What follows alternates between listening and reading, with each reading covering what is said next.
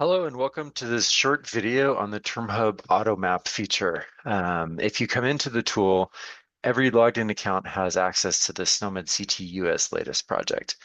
AutoMap will begin showing up in other places in the tool as well, but for the moment, its entry point is available here from the public project for SNOMED US. You can see here there's an AutoMap button. If we click on it, it takes us to a page very similar to the bulk search. And what it does is very similar to the bulk search, but it's a more rigorous mapping algorithm in the background.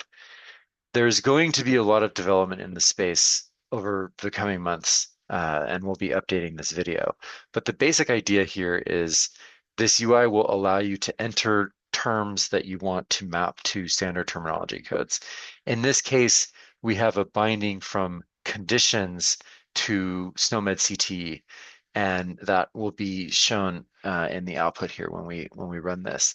You can copy and paste or enter strings manually here that you want to have mapped.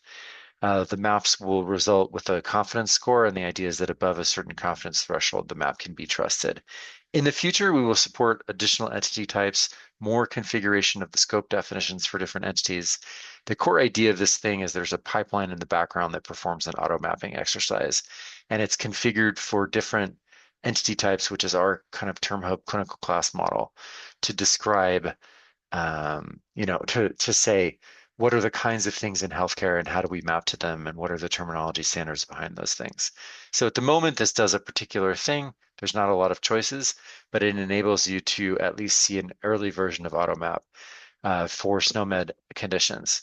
So here, if you enter these things on the left, you'll see some matches to things on the right with confidence scores.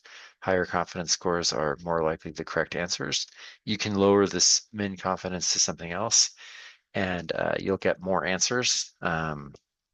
In this case, you get the no target answers that come back. There's a lot of work that's being done on this in the background, so this will evolve and continue to become something new.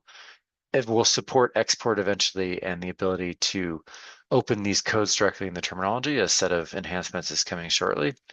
And these features will be available. But in the meantime, you can just have a look and play around and let us know what you think and where you would like this to go.